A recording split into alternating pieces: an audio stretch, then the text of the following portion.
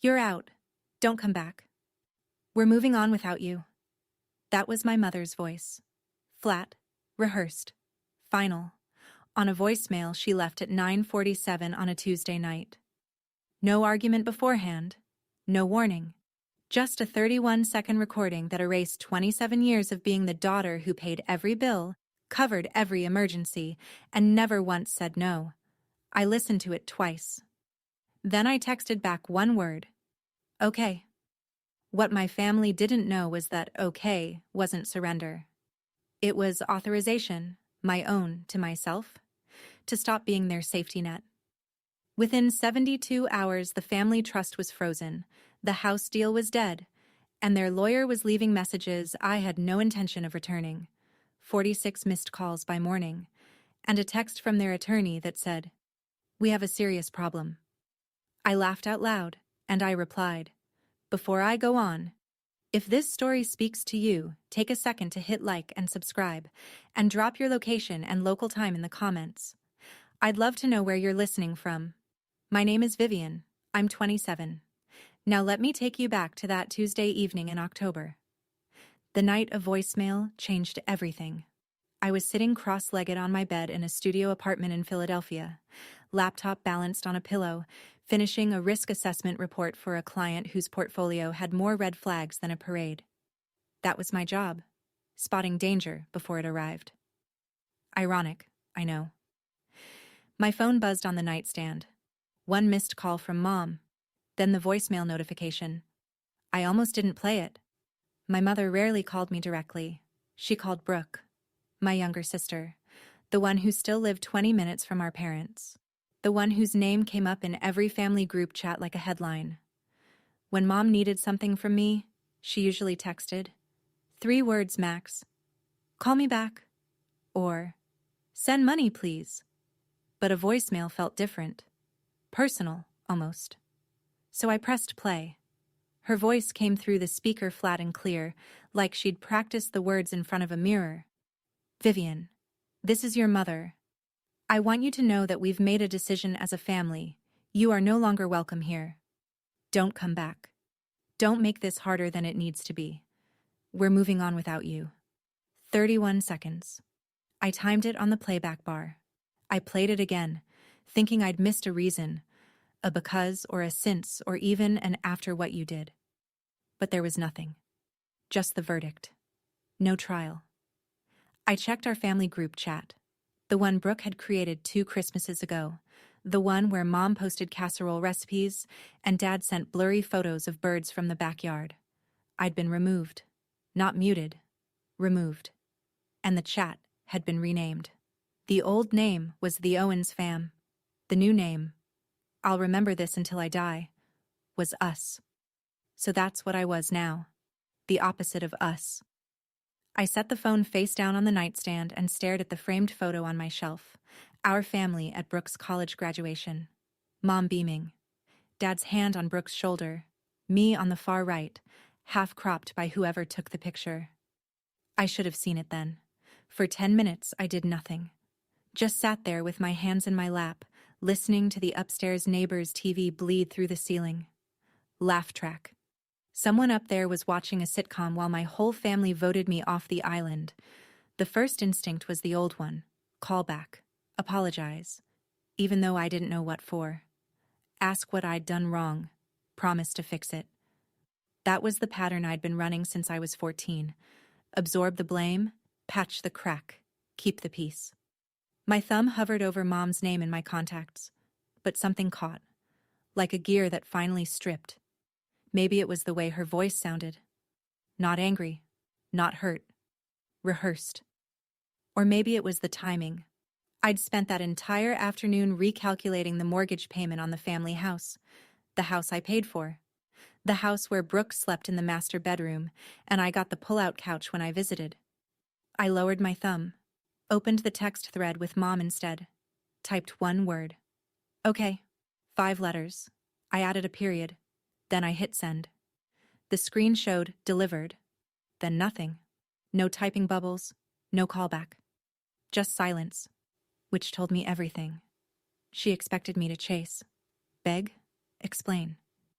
When I didn't, she had no script for that. I couldn't sleep. Not because of sadness. That would come later, around 3 a.m., brief and sharp like a muscle cramp. No, I couldn't sleep because my brain did what it always does under pressure. It went to work.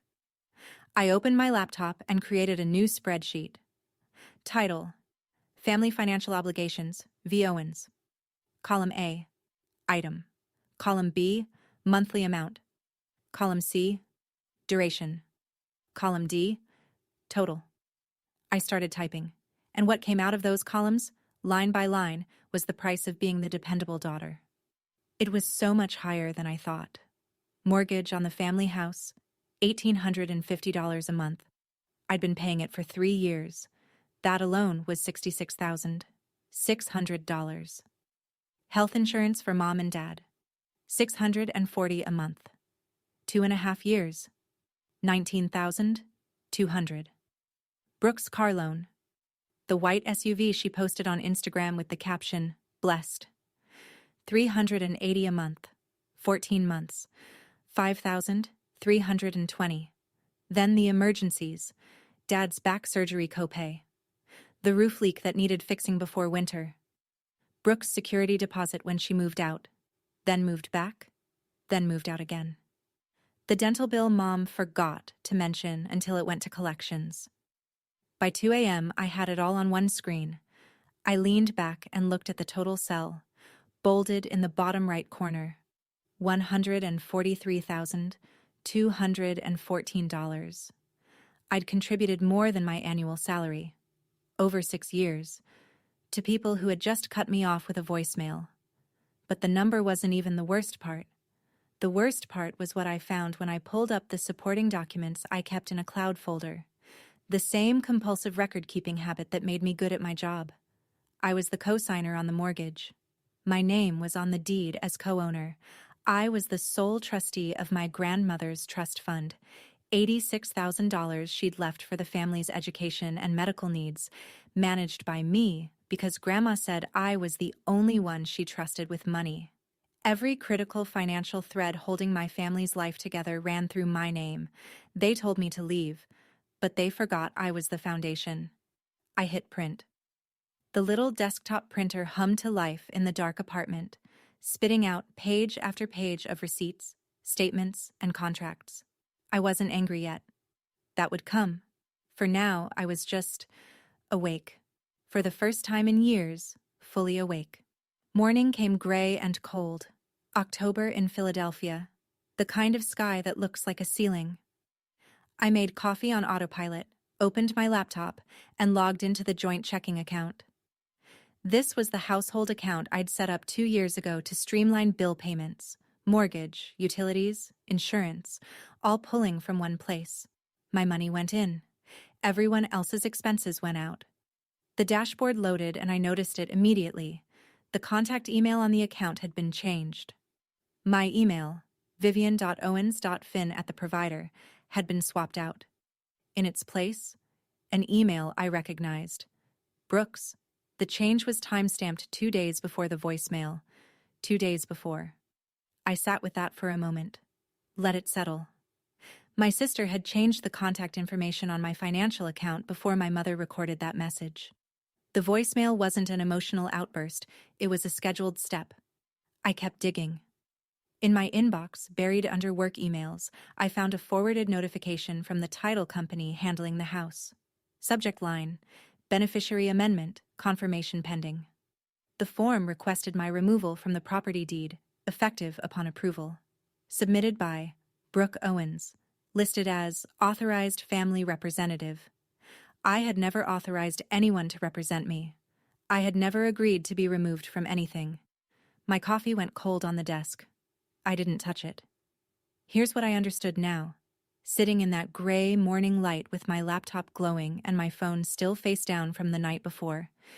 Brooke didn't want me out of the family. That was just the cover story. She wanted me off the paperwork, off the deed, off the trust, off every document that proved I'd built what they lived in. The voicemail was the distraction. The real theft was happening in the filing system. And there's one thing you need to know about me. I work in risk analysis. I spot fraud patterns for a living. My sister just made the worst bet of her life. To understand what happened next, you need to understand where it started. Not the voicemail. That was the ending. The beginning was quieter. The beginning was a kitchen. I was 14. Brooke was 10. Summer break had just started, and our parents sat us down at the dining table to explain the plan. Brooke would go to art camp. 4 weeks, $300. I would stay home and watch her during the mornings before camp started and after she got back. Cook lunch, do laundry, make sure the house didn't burn down while Mom and Dad worked. I asked if I could go to math camp. There was a program at the community college, free for students with qualifying grades. I qualified. Mom shook her head. Someone has to be here for your sister. But it's free, I said. Vivian, you're the older one. You understand. I understood. I understood that Brooke got summers and I got responsibilities. That my grades weren't a source of pride. They were a forecast of future income. When I made honor roll that fall, Mom's only comment was, "Good. Keep it up. One of you needs to make real money someday." Not, "I'm proud of you." Not, "You deserve this." Just, "You'll be useful later." And when Brooke bombed her 6th grade finals that same year, the whole house rallied. Dad took her for ice cream. Mom sat with her for an hour, stroking her hair, saying, "You're more than a test score, baby." I was in the next room. I heard every word. Nobody said anything like that to me. Not because I was failing, but because I never needed comfort. I was the strong one, the steady one, the one who could handle it. Mom told me that once, directly. Phone call, sophomore year of college. I'd mentioned feeling overwhelmed. She said, "You're the strong one, Vivian. Brooke needs me more." 7 words. I carried them like a brick in my chest for a decade. My first real paycheck arrived on a Friday in June, the summer after I graduated.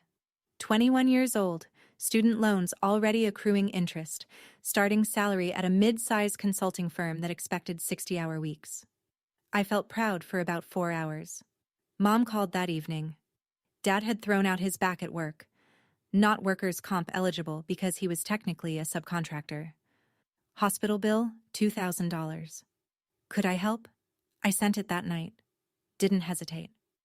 3 weeks later, Brooke needed a security deposit for her first apartment, $1,200. She was 17, about to turn 18, heading to cosmetology school.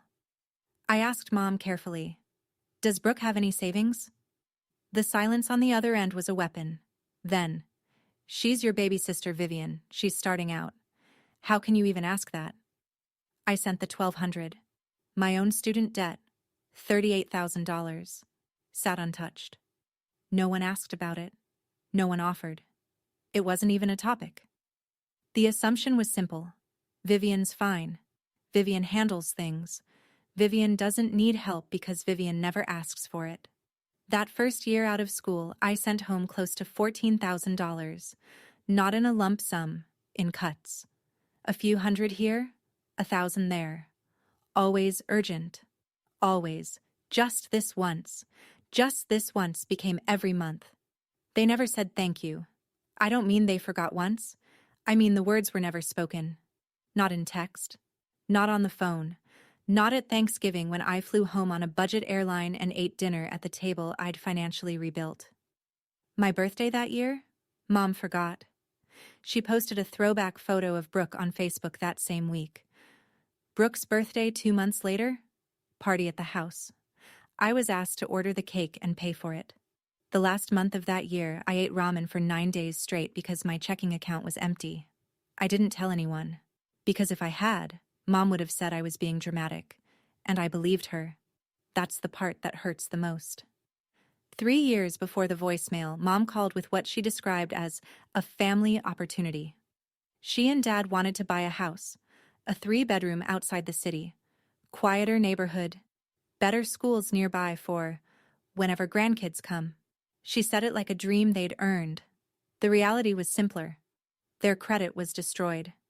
Dad's medical debt, a missed car payment from years ago, A collections notice Mom had ignored until it went to a judgment. No lender would touch them. So Mom asked me, "Just co-sign, Vivian. Your credit is perfect. The house will be in my name, but you'll be on the loan and the deed. It's the family home. Someday it belongs to both of you girls." I said yes. I didn't hire a lawyer. I didn't ask for a written agreement beyond the mortgage paperwork itself. Because the voice in my head, the one Mom had installed, said, "Family doesn't need contracts. If you ask for one, you don't trust us. And if you don't trust us, you're not family." So I signed, co-signer on the mortgage, co-owner on the deed, though Mom was listed as the primary owner. And from that month forward, the $1,850 payment came out of my account like clockwork. Brooke moved in immediately, took the largest bedroom, decorated it, posted photos, home sweet home. When I visited, which wasn't often because I was working overtime to cover the payments, I slept on the pull-out sofa in the den. I paid for a house where I slept on a couch. About 6 months before the voicemail, I overheard something during a family call. Mom's voice in the background talking to Brooke. She didn't know I was still on the line. She said, "Once we refinance, we can pull some equity out. Don't worry about Vivian. I'll handle her." Handle me. Like a line item. Like a problem. I didn't say anything. I told myself I'd misheard, but my hands were shaking when I put the phone down, and the spreadsheet I'd been working on blurred in front of me. My grandmother, Mom's mother, died 4 years ago. Lung cancer, fast and cruel. She went from diagnosis to funeral in 11 weeks. But Grandma was sharp until the very end. 2 months before she passed, she updated her trust. $86,000, set aside for the family's education and medical expenses. And she named one trustee to manage it. Me. Not Mom. Not Brooke. Me. I remember the lawyer reading it out and Mom's face going still. She didn't argue. Not then. Not in front of the attorney. But later, in the car, she said, "Your grandmother didn't understand how things work. That money should be managed by the family, together." "I am the family, Mom." She didn't answer. The trust sat quietly for 3 years. Then Brooke came calling. She wanted $15,000 for a business venture. An online resale shop she'd seen someone run on social media. No business plan. No projections. Just vibes and a link to a wholesaler. I said no. Not to hurt her. Because the trust terms were specific. Education. Medical. Not startup capital for an idea with no structure. Brooke cried. Of course she did. She called Mom. Mom called me. "Your grandmother would have wanted to help Brooke. You're being controlling."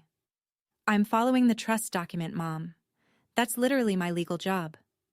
Brooke didn't speak to me for 2 months after that, and during those 2 months, I found out from a cousin that Brooke had been telling the extended family I was hoarding Grandma's money and probably spending it on herself.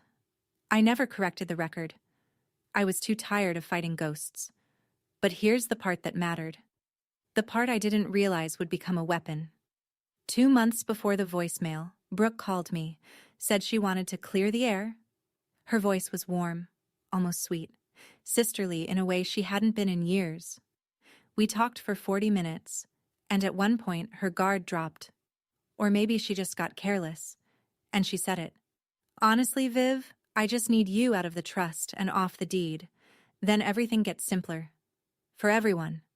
She said it like it was reasonable, like asking me to step aside from my own life was a favor I should want to do. What she didn't know, what she couldn't have known, was that I'd been recording the call. Not to trap her. I record important calls as a professional habit. My app flags any call over 10 minutes with a family contact and auto records with a disclosure tone at the start. Brooke either didn't hear it or didn't care. I saved that file in 3 places: cloud, USB, an email to myself with the subject line, "just in case." Lying in bed that night, I kept circling back to one question. Why did Brooke need me gone so badly? We grew up in the same house. I made her lunch when Mom worked late. I co-signed her first car. And somehow, I became the enemy in a story she wrote without telling me. I still don't fully understand it. Maybe you do. If you've ever been the reliable one who got repaid with betrayal, why do you think they do it? Drop your take in the comments. Wednesday morning, 2 days after the voicemail. I walked into the office looking like I'd slept inside a paper shredder. Marcus Webb noticed before I reached my desk. He was senior to me by 7 years, a CPA with a calm voice and the kind of steady presence that made clients feel safe handing over their ugliest numbers. We'd worked on a dozen audits together. He was not the type to pry. But that morning, he pried. I'd gone to the break room for coffee, and when I came back, Marcus was standing near my desk. Not sitting, standing, like something had stopped him mid-step. My laptop screen was still open. The spreadsheet was still up. Family Financial Obligations, V. Owens. The total was bolded at the bottom. He looked at me, then at the screen, then back at me. Viv. His voice was low. I don't want to overstep. But that spreadsheet? Is that money you're owed or money you gave away? I could have lied. Could have said it was a client file, a mock-up, a template.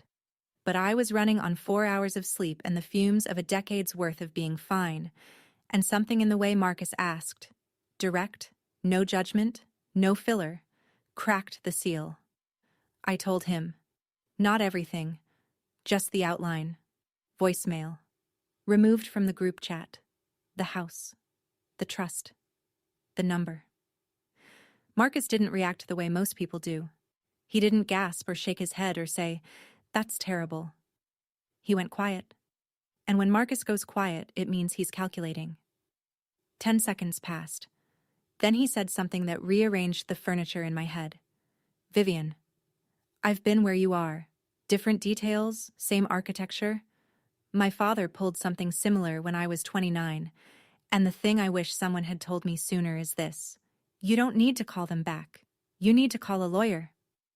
He wrote a name on a sticky note and slid it across my desk. Janet Aldridge, real estate and trust attorney, a Philadelphia number. I looked at the sticky note, then at Marcus. She's good? She's the one who kept me from losing my house. I put the note in my wallet. It stayed there for exactly 7 hours, the time it took for me to find what I found next.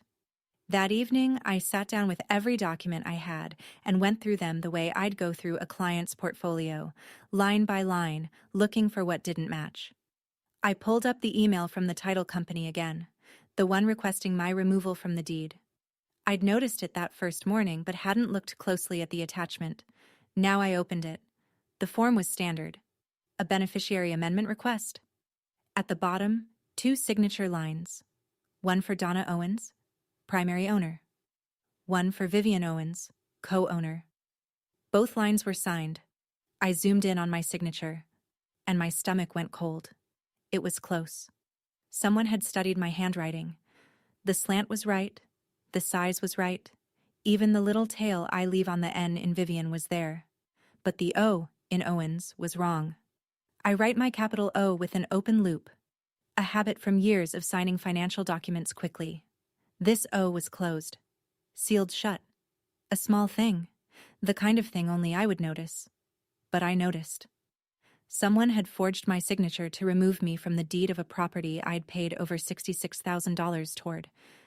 I checked the submission details on the form, submitted electronically by Brooke Owens, authorized family representative. Submission date: 3 days before the voicemail. 3 days before. I sat back in my chair and let the timeline build itself. First, Brooke submits the forged document to remove me from the deed. Then, she changes the contact email on the joint account. Then, only then, Mom sends the voicemail. This wasn't a family falling apart in the heat of the moment. This was a sequence, a plan. Step 1, Step 2, Step 3. My removal from the paperwork first, then my removal from the family, so I wouldn't be looking at the documents while they pushed me out the door. My sister didn't just betray me, she ran a project plan. And in my line of work, a project plan leaves a trail. I called Janet Aldridge the next morning. Her assistant put me through in under 3 minutes once I mentioned the words forged signature and pending title amendment. Janet's office was in a converted brownstone near Rittenhouse Square, bookshelves floor to ceiling, a glass desk that reflected the overhead lights, and a chair so firm it seemed designed to keep clients focused. She offered me water. I declined. I didn't want to be comfortable. I wanted answers. I placed the folder on her desk. Everything. Mortgage contract, deed, the forged amendment form with both signatures, the email from the title company, the spreadsheet, $143,000, itemized, and the bank notification showing Brooke had changed the contact email on the joint account. Janet went through each page the way a surgeon reads a scan. Slowly, no expression, glasses halfway down her nose. She laid the forged signature next to my real one from the original mortgage contract and studied the two side by side. Then she took off her glasses and looked at me. "Miss Owens, you have 2 problems and 1 advantage." She tapped the forged form.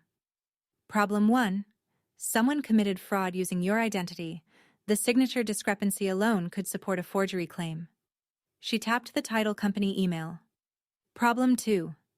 A refinance is pending on a property you co-own, without your knowledge or consent." "Both are serious." She paused. "Your advantage is straightforward. You're the co-signer. You're the co-owner. You're the sole trustee of a family trust. Nothing, not the refinance, not the title change, not a single dollar from that trust, moves without your actual signature. And your actual signature is the one thing they couldn't get." I sat with that for a moment, then asked the question that had been building since Tuesday night. What happens if I just stop? Stop paying the mortgage. Stop signing anything. Stop being the infrastructure. Janet folded her hands. Then the whole thing collapses under its own weight. The bank issues a notice.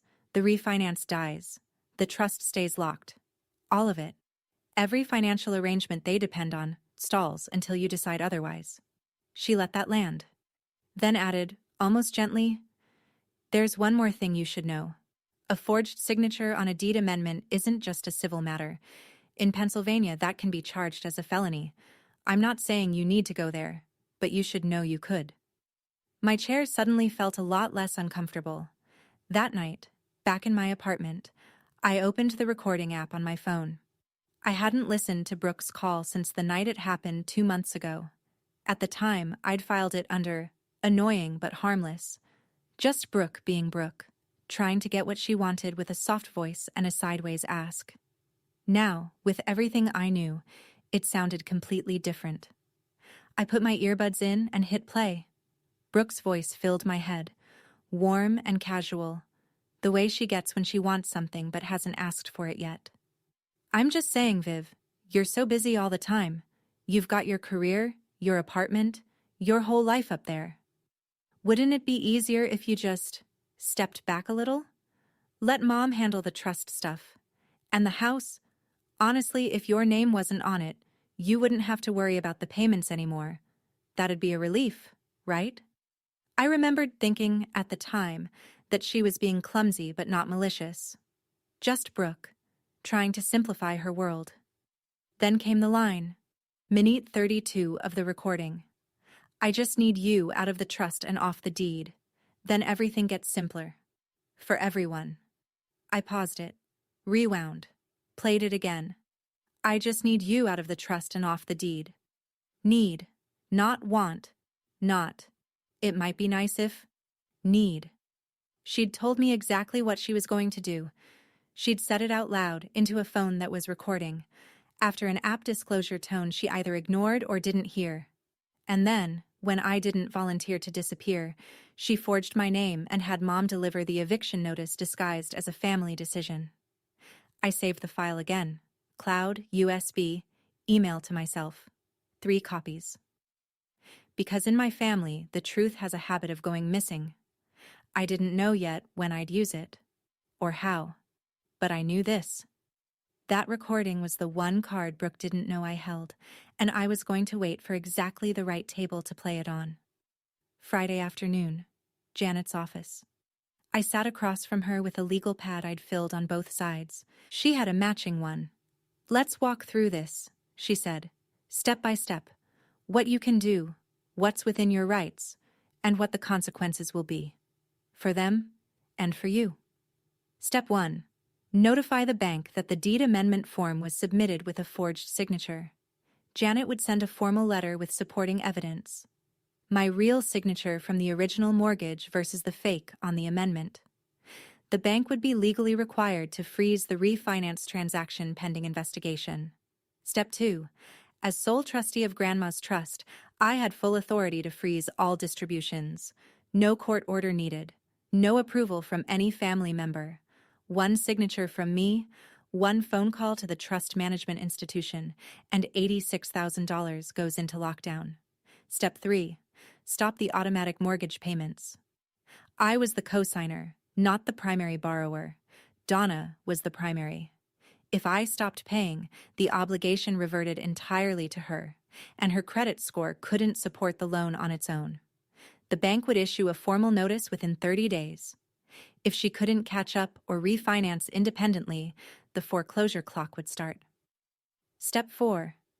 Janet sends a cease and desist letter on my behalf, notifying the family that I was withdrawing from all shared financial obligations effective immediately. I listened to each step, nodded at each one, then asked the question my gut wouldn't let go. If they lose the house... Janet didn't blink. "Vivian, they told you to leave. You're leaving. You're not taking the house from them. You're removing yourself from a loan they can't service without you. If that causes a collapse, the structure was never sound." I picked up the pen and signed the authorization letter. The pen felt heavier than it should have. Not because I doubted the decision. Because I knew. Once that ink dried, there was no undoing it. No quiet resolution, no late-night phone call that puts everything back in the drawer. This was the sound of a bridge I didn't burn. I just stopped being the bridge. Monday morning, I drove to the bank that managed Grandma's trust during my lunch break. The branch was quiet. A few customers at the teller windows, soft music I couldn't name, the hum of fluorescent lights. I sat down with a trust officer named Dan, a pleasant man with a blue tie and a pen. He clicked nervously when he talked. I presented my trustee documentation, photo ID, the original trust instrument, a letter from Janet confirming my legal standing. Dan reviewed it all, clicking his pen exactly 14 times. Then he looked up. "Miss Owens, you are the sole trustee on this account. No other signatories, no co-trustees, no secondary beneficiaries with withdrawal authority." Click. "What would you like to do?" "I'd like to place a full freeze on all distributions from this trust, effective immediately. No withdrawals, no transfers, no disbursements until I authorize them in writing." He blinked. "Any particular reason?" "I have concerns about potential unauthorized access. I'd like to conduct a review of all activity before allowing any further movement." That was language he understood. He typed for 2 minutes, printed a form, slid it across the desk. I signed it. $86,000. Locked. Dan said, "You'll receive a confirmation email within the hour. No one else will be able to access these funds without your written authorization and a notarized release." "Thank you, Dan." I walked out into the October sun. The air was sharp. Leaves were turning. I stood on the sidewalk for a moment and felt something I didn't expect. Not triumph, not satisfaction. Lightness. Like setting down a suitcase I hadn't realized I'd been carrying through every doorway for 4 years. This was step 1. The trust was secure. Grandma's money was safe. But the real earthquake was still coming, because when Brooke tried to access that account, and she would try, I was sure of it, she'd hit a wall she couldn't charm, cry, or forge her way through. And that wall would have my name on it. Tuesday, Janet's paralegal sent 3 emails before noon. The first went to the mortgage lender. A formal notice of signature fraud on the deed amendment form, accompanied by a side-by-side comparison of my real signature and the forged one, plus my sworn affidavit confirming I had never authorized the change. Janet's letter requested an immediate hold on all pending transactions related to the property until the bank completed its internal review. The second email went to the same lender, notifying them that I, as co-signer, was terminating my automatic payment authorization effective the next billing cycle. The letter cited my legal right to cease voluntary payments on a loan where the primary borrower, Donna Owens, had initiated unauthorized modifications without my consent. The third email went directly to the Owens family, care of whatever email address Donna had on file, as a formal cease and desist. It stated, in clean legal language, that Vivian Owens was withdrawing from all shared financial obligations, that no further payments would be made on the mortgage, insurance, or any other joint expense, and that all future communications should be directed to Janet Aldridge, attorney at law. 3 emails, 12 attachments between them. 3 clicks of the send button. By 4 p.m. that afternoon, the mortgage lender had responded. The refinance transaction was frozen, pending a fraud investigation. The deed amendment was flagged. No changes to the property title would be processed until further notice. I sat in my car in the parking garage after work. Engine off, hands on the wheel. They were shaking, not from fear, from the strange vertigo of doing something irreversible. In 48 to 72 hours, those letters would land. Mom would find out the mortgage payment didn't come. The refinance was dead. The trust was locked. The insurance cancellation notice would arrive within 30 days. Every single safety net I'd built under them, every invisible thread of money and signatures and reliability, was gone. Not cut. Just released. The way you let go of a rope when the person on the other end tells you they don't need you anymore. I turned the key, pulled out of the garage, drove home through Philadelphia traffic with the windows down, cold air filling the car, and waited for my phone to start ringing. It wouldn't take long. It took exactly 51 hours. I was at my desk Thursday morning reviewing a client's exposure report when my phone started buzzing. Not the polite single vibration of a text, the long, insistent pulse of a call. Then another. Then another. I didn't look right away. Finished my paragraph. Saved the file. Then flipped the phone over. 19 missed calls from Mom, 8 from Dad, 14 from Brooke, 5 from a number I didn't recognize, 46 total. The texts were stacked like bricks. Mom. Vivian, call me right now. Mom. This is not a game. Mom. Something happened with the bank and you need to fix this. Brooke. Viv, what did you do? Brooke. The refinance is frozen. They said your lawyer sent something. Brooke. Call me, now. Dad. Honey, please call back. Your mother is very upset. Dad. We need to talk about the house situation. And then, the one that made me set my coffee down and read it twice. An email from the unknown number. Professional letterhead. Gregory Pratt, attorney at law, representing Donna Owens. Dear Ms. Owens, I represent your mother, Donna Owens, regarding the residential property at address. It has come to our attention that several financial actions have been taken that directly impact our clients' interests. We would like to arrange an immediate conversation to discuss resolution. Please respond at your earliest convenience. And at the bottom, almost an afterthought, we have a serious problem. I read it one more time, then I leaned back in my chair, and I laughed.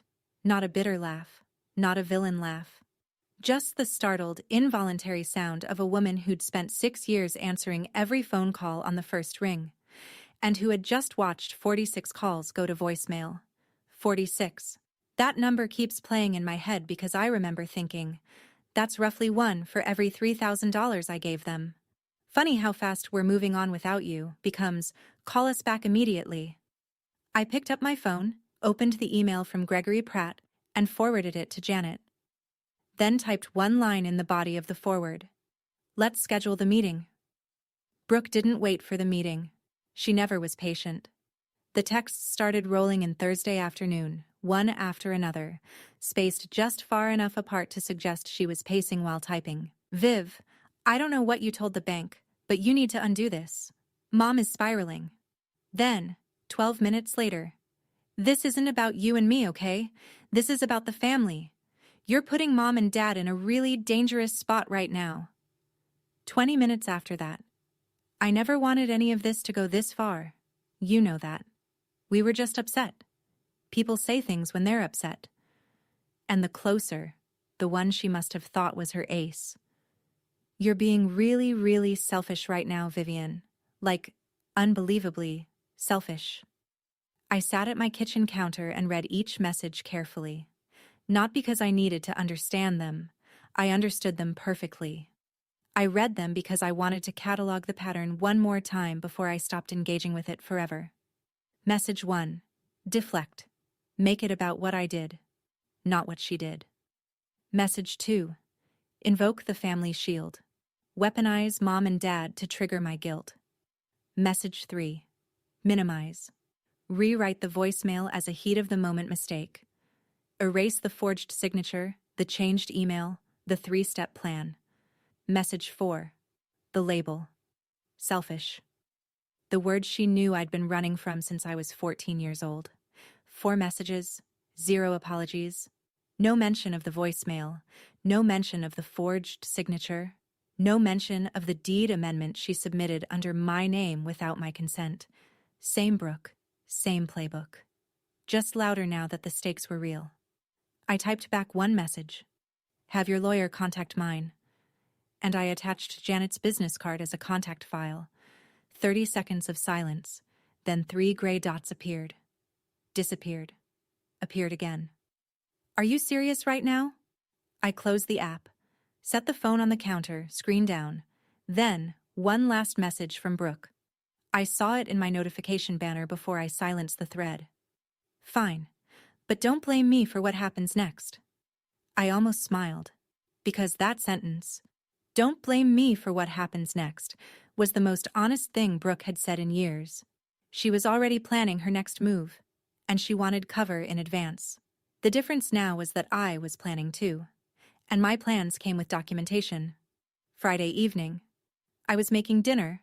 Pasta, nothing fancy, something to do with my hands. When my phone rang. Dad's number. I picked up because the last time Dad called twice in 1 week was when he went to the ER. Muscle memory. The responsible daughter answering the responsible phone call, but it wasn't Dad. Vivian Marie Owens. Mom's voice.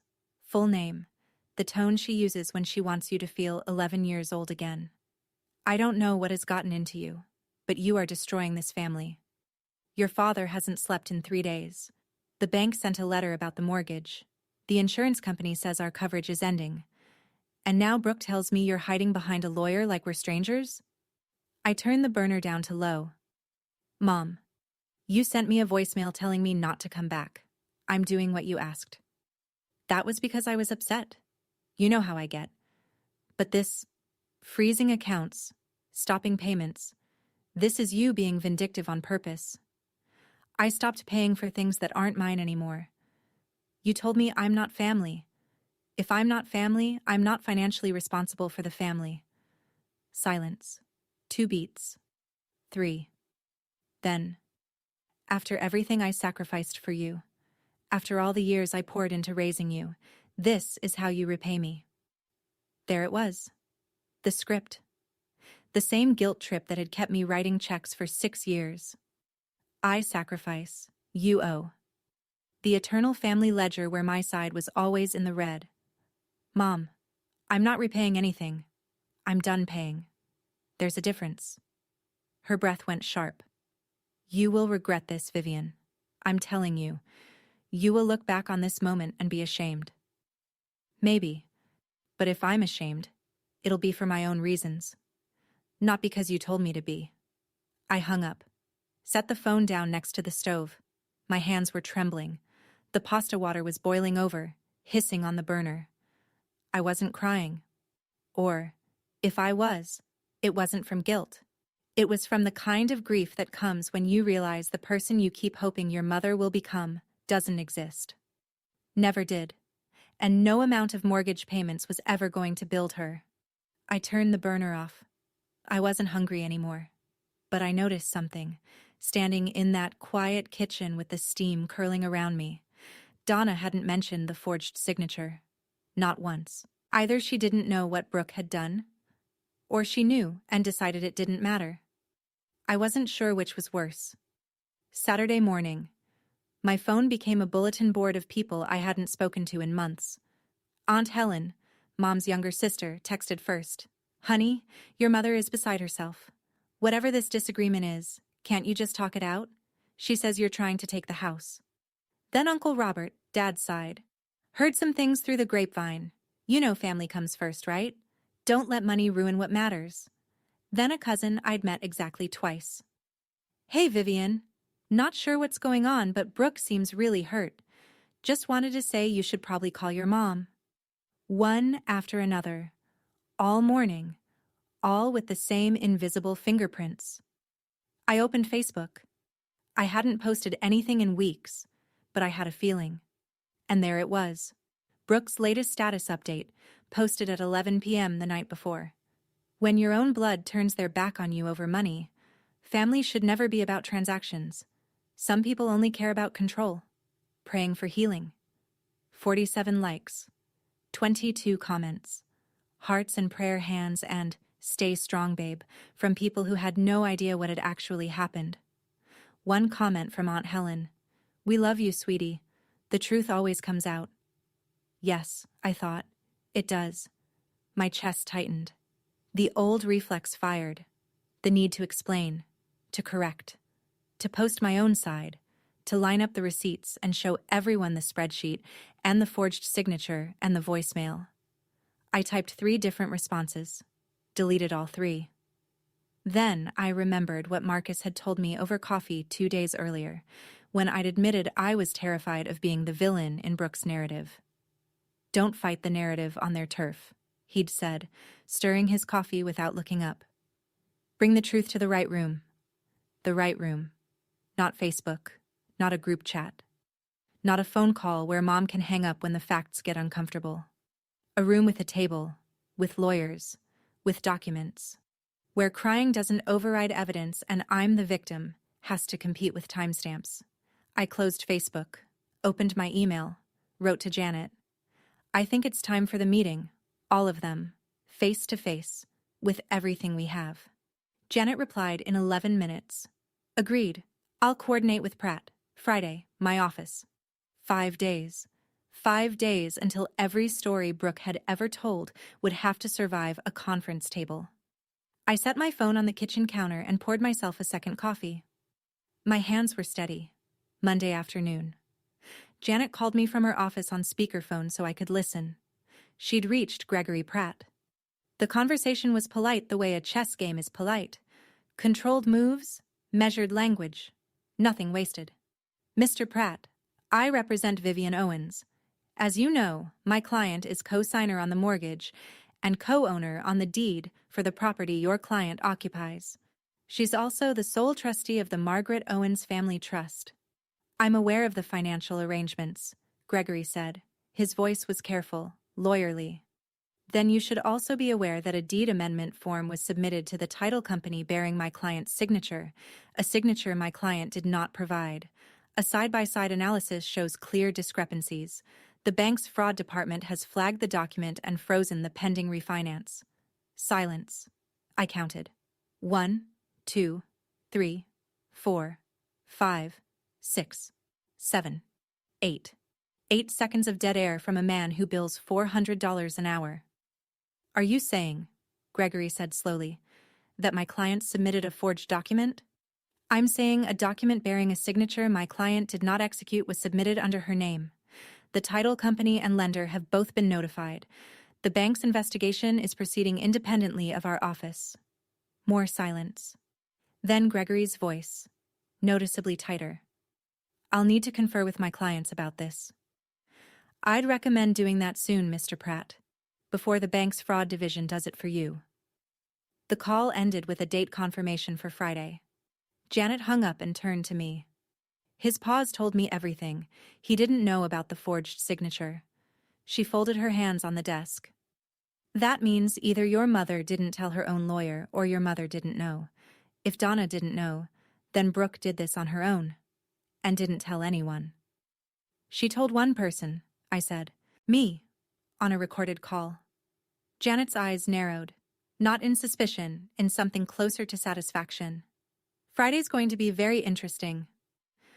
Wednesday evening, I was cleaning up after dinner, dish in the sink, water running, when my phone rang. Dad. Actually, Dad this time. Vivian. His voice was the quietest I'd ever heard it. Not angry. Not the rehearsed authority he sometimes borrowed from Mom. Just tired. The kind of tired that lives in the bones. Hi, Dad. The lawyer, our lawyer, called today. He said there's a problem with the house paperwork. Something about a signature that doesn't match. He paused. I let the pause stretch. The water was still running in the sink. He says someone may have signed your name on a form. That's correct. Do you... Another pause. I could hear him breathing. Do you know who did it? You should ask Brooke. The breathing stopped. Brooke? The form was submitted under her name, Dad. Authorized family representative. She submitted it 3 days before Mom sent me that voicemail. Silence. Long enough that I checked whether the call had dropped. It hadn't. The seconds counter was still ticking. You're sure about this? I have the submission records. My lawyer has the signature comparison. The bank has flagged it for fraud investigation. Yes, Dad. I'm sure. I heard something through the phone. A chair creaking. Like he'd sat down hard. Or maybe it was his knees. Let me talk to your mother about this. And there it was. The sentence he'd said 100 times across my lifetime. Let me talk to your mother. The eternal deferral. The man who never quite got around to having his own opinion before clearing it with Donna first. Dad, I'm not calling for permission. I'm not asking you to fix it. You asked me a question and I answered it. If the family wants to resolve this, it happens Friday. Janet's office. With documentation. Vivian, I love you, Dad, but I'm done talking through walls. I hung up. The water in the sink had gone cold. I dried my hands and stood in the kitchen for a long time. What struck me wasn't anger. It was something sadder. The sound of my father realizing, at 59 years old, that the wrong daughter had been telling the truth all along, and that he'd spent decades choosing not to check. Thursday, Janet's assistant sent the formal invitation to Gregory Pratt's office, a meeting at Janet's conference room, Friday at 2 p.m. Attendees: Vivian Owens, Donna Owens, Raymond Owens, Brooke Owens, Janet Aldridge, Gregory Pratt. Janet and I reviewed the ground rules together. If I was going to sit across from my entire family for the first time since the voicemail, I needed structure, not emotion. Structure. Rule 1. No shouting.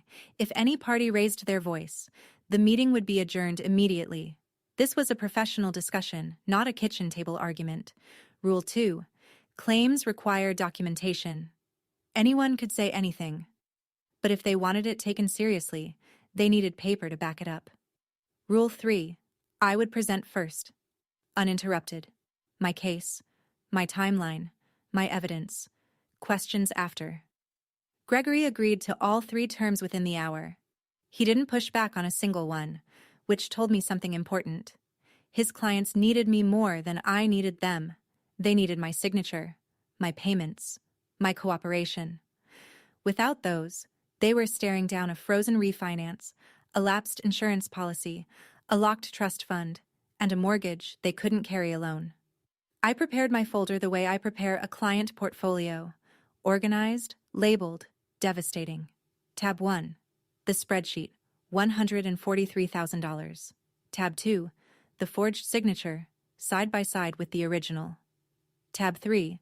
The email trail showing Brooke's unauthorized changes to the joint account. Tab 4. The timeline. Deed amendment, email change, voicemail, group chat removal. All dated, all documented, and tucked inside the back cover, in a small envelope, a USB drive with the recording. I hadn't decided whether to play it. That would depend on what happened in the room, on whether Brooke would tell the truth or whether she'd do what she always did. Marcus texted that evening. Ready for tomorrow? I typed back. Folders packed, hands are steady. He replied, You don't owe them an explanation. They owe you one. Go get it. I set my alarm for 6 a.m., laid out my clothes, Drank chamomile tea, which I hate, because someone once told me it helps with nerves. It didn't. But the folder on my nightstand did. Friday, 2 p.m. Janet Aldridge's conference room on the 3rd floor of the brownstone. Glass walls, a long walnut table, 6 leather chairs, and a water pitcher no one would touch. I arrived 10 minutes early. Set my folder on the table. Aligned the edges. Janet sat to my left, laptop open, notepad ready. Neither of us spoke. The room smelled like printer toner and the faint lemon of whatever the cleaning crew used. At 1:58, the door opened. Mom came in first. Navy blouse, chin high, purse clutched against her ribs like a shield. She looked at me for exactly 1 second. Not at my face, but at my folder. Then sat in the far chair without a word. Dad followed. Gray polo, hands in his pockets. He glanced at me, and something crossed his face. Not quite guilt, not quite shame, something in between that didn't have a name. He sat next to Mom and folded his hands on the table. Then Brooke. She walked in last, which was deliberate. She wore a soft pink cardigan over a white shirt.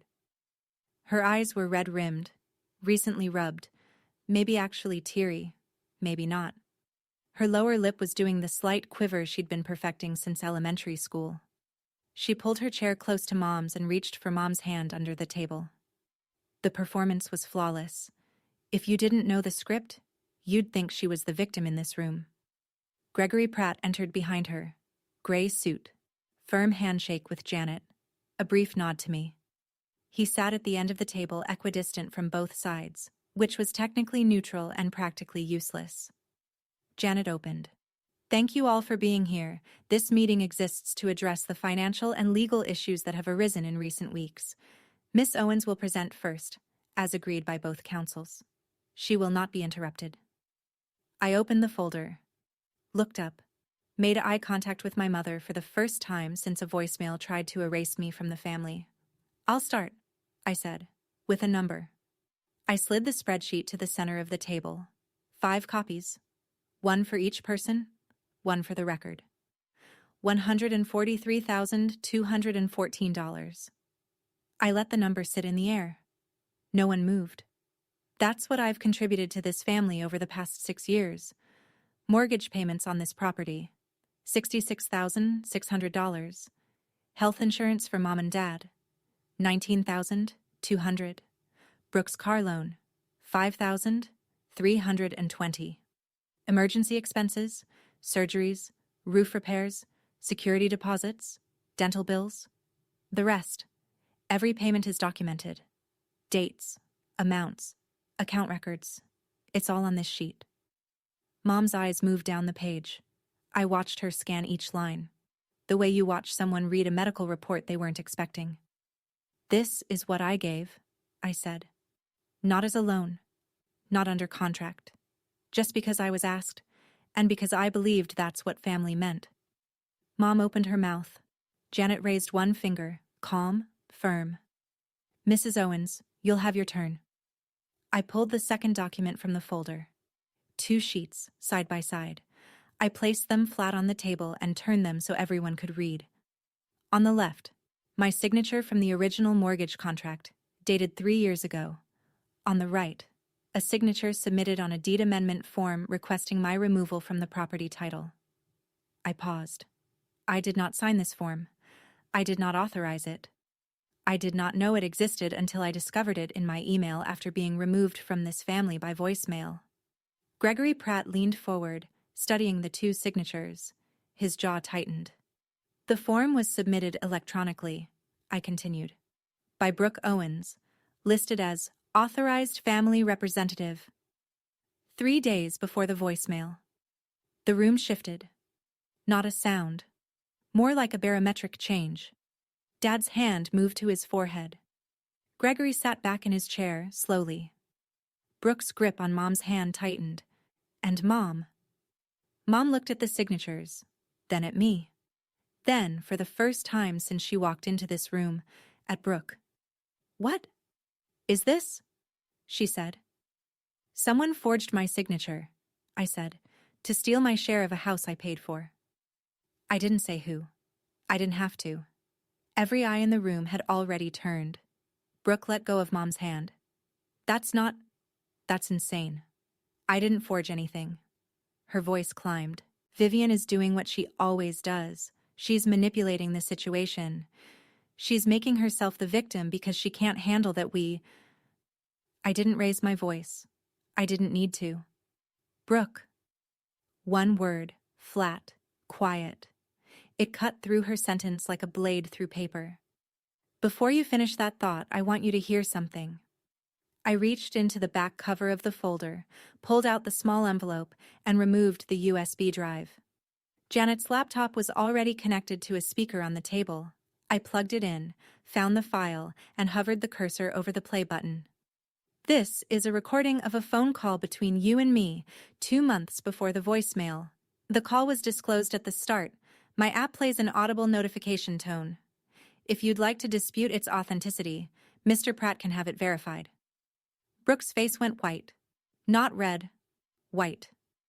The kind of white that happens when blood retreats from the surface. I clicked play. The room filled with Brooke's voice. Warm, casual, coaxing. I just need you out of the trust and off the deed. Then everything gets simpler. For everyone. The recording ended. No one moved. I looked at Donna. She was staring at the speaker like it had physically struck her. Her lips were slightly parted. No words. I looked at Dad. His eyes were closed. His hand was still on his forehead. I looked at Gregory Pratt. He had placed his pen on the table and folded his hands, the universal posture of a lawyer recalculating his position. And I looked at Brooke. She was looking at Mom, searching for the lifeline that had always been there. The immediate defense. She didn't mean it. The instant redirect of blame onto me. Mom didn't look back. 15 seconds of silence. I counted them the way you count the seconds between lightning and thunder, waiting to learn how close the strike was. It was the loudest my family had ever been. Then Brooke broke. That's out of context. I didn't mean it like that. I was just talking. Just saying things. People say things. Janet's voice was steady as a scalpel. The recording is timestamped 2 months before a forged document bearing Ms. Owens's signature was submitted to remove her from the deed. The context, I'd say, is remarkably clear. Brooke turned to Mom again. Her lip trembled. Real this time. Or maybe not.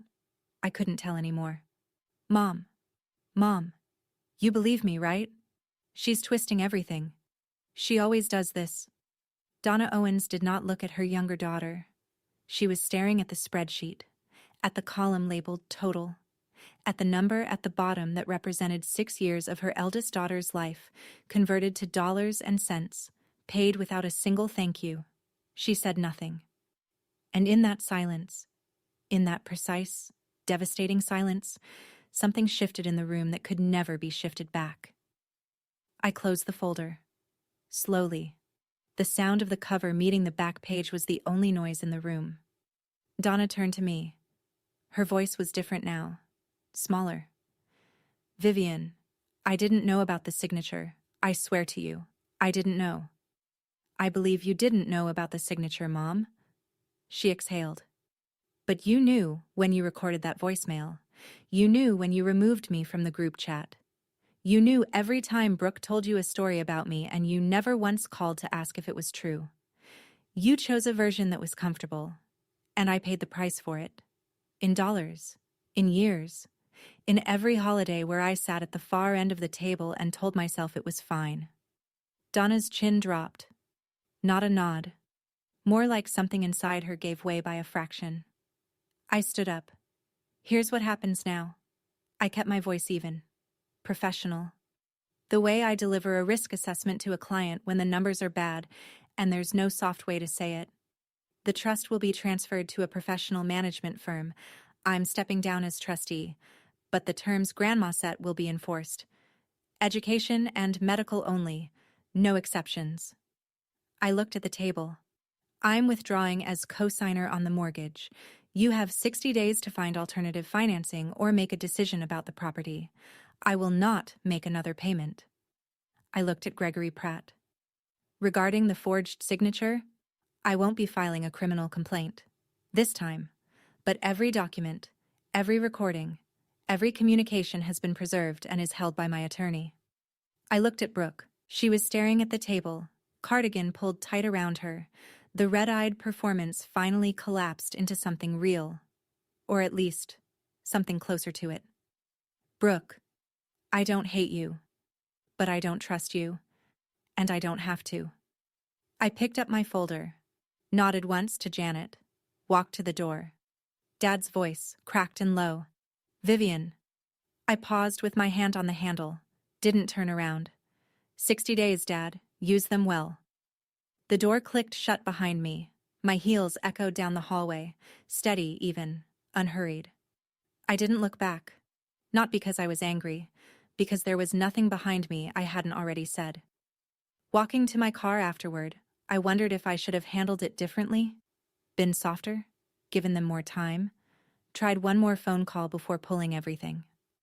Part of me still wanted to believe a conversation could have fixed this, but every conversation for 6 years had ended the same way. Me apologizing for someone else's lie. Would you have given them another chance? Or would you have walked out of that room the same way I did? Tell me. I genuinely want to know. 72 hours after the meeting, the pieces fell exactly where gravity said they would. The house. Without me as co-signer, the family's refinance was permanently dead. The bank sent a formal notice. Donna Owens had 90 days to either resume full mortgage payments on her own, secure a new co-signer with qualifying credit, or face the beginning of foreclosure proceedings. Donna's credit score couldn't carry the loan solo. Not even close. The trust. Transferred to a licensed fiduciary firm in Philadelphia within 1 week of the meeting. Every dollar accounted for. Every withdrawal now subject to third-party review against Grandma's original terms. Brooke couldn't charm, cry, or forge her way to a cent of it. The insurance. My cancellation notice took effect on the 30-day mark. Mom and Dad's health coverage lapsed on a Wednesday. By Thursday, Donna was on the phone with the marketplace, learning for the first time what insurance costs when someone else isn't paying for it. Nearly double what I'd been covering. The lawyer, Gregory Pratt, formally withdrew from representing the Owens family 10 days after the meeting.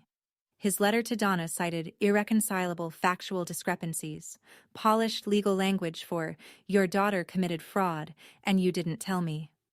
They were now without counsel. And the social narrative, the one Brooke had built so carefully on Facebook, began to crack. Aunt Helen called Mom after the meeting and asked pointed questions. A cousin on Dad's side texted me directly. "I heard there were forged documents. Is that true?" I didn't respond. I didn't need to. The facts were doing their own press tour. None of this was revenge. I want to be clear about that. I didn't engineer a collapse. I removed myself from a structure that was only standing because I was holding it up. When I let go, it did what any unsupported structure does.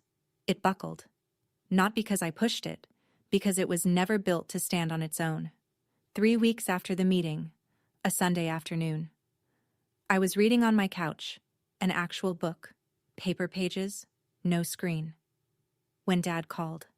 His voice was thinner than usual, like someone had stretched it over too many sleepless nights. "Vivian, I've been meaning to call." "Hi, Dad. I want to say, I'm sorry, I know I should have said it sooner. I should have asked questions when your mother sent that voicemail.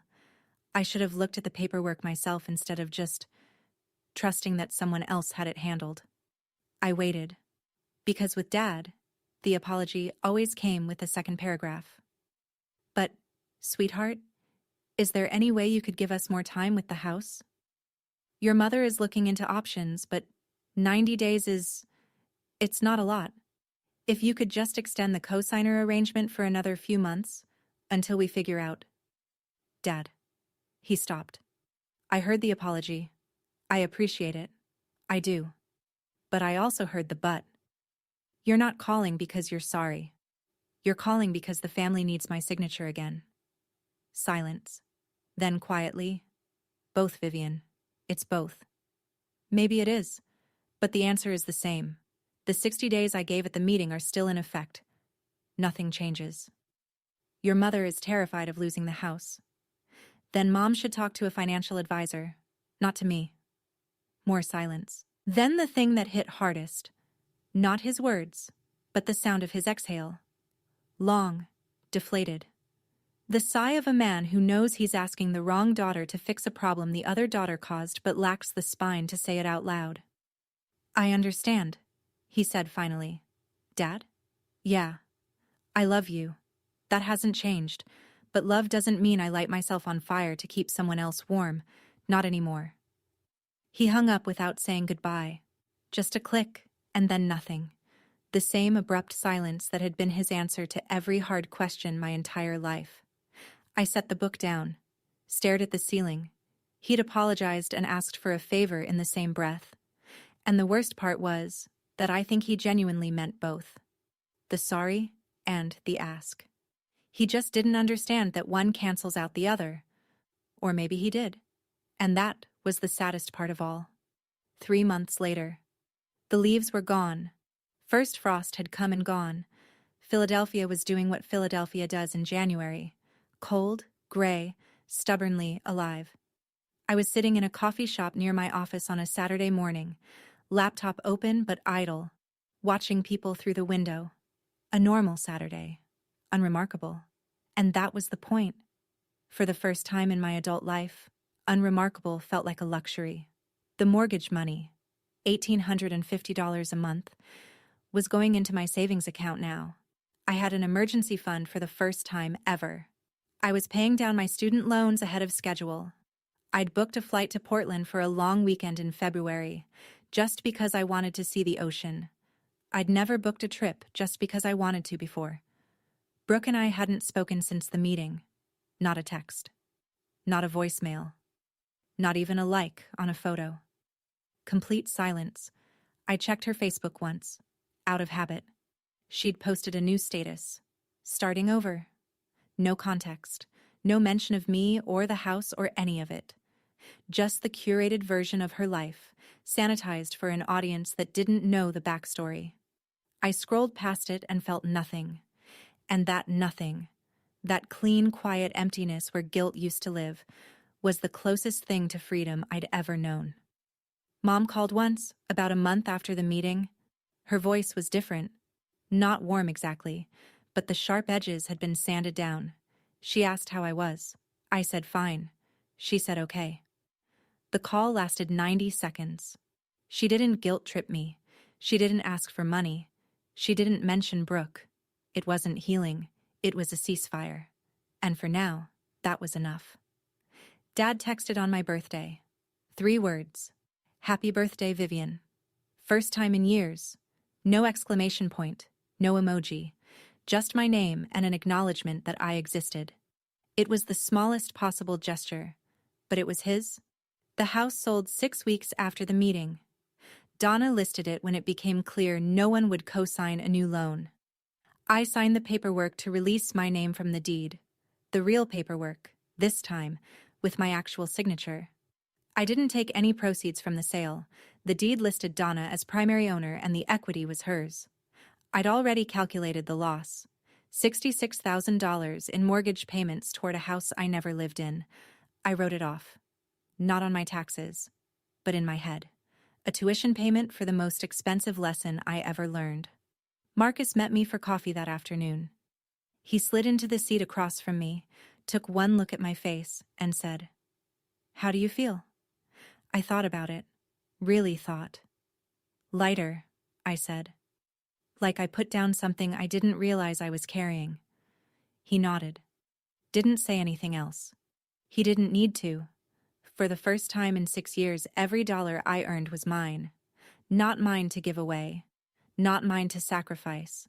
Not mine to use as proof that I deserved a seat at a table I was already paying for. Just mine. Quietly, unremarkably, beautifully mine. I'm not telling you this story so you'll hate my family. I'm telling you because somewhere out there, right now, someone is sitting with their phone in their hand, staring at a transfer confirmation for money they can't afford to send to someone who has never once said thank you. And they're telling themselves the same thing I told myself for 6 years. It's fine. They're family. This is what family does. Brooke isn't a monster. She's a person who learned, very young, that lying gets rewarded and crying unlocks doors. Nobody ever made her stop. Nobody ever showed her a consequence that stuck. Until the consequence wore my name and came with a lawyer. Mom isn't evil.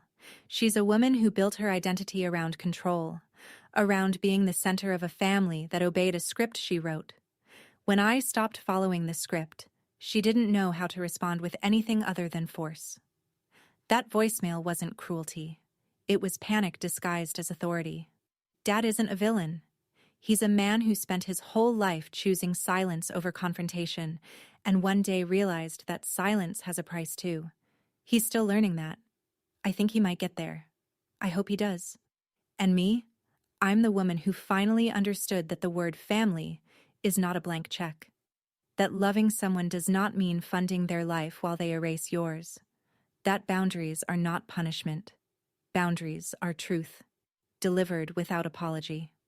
I don't know what my family looks like a year from now. I don't know if there will be a Thanksgiving I attend or a phone call that feels like home.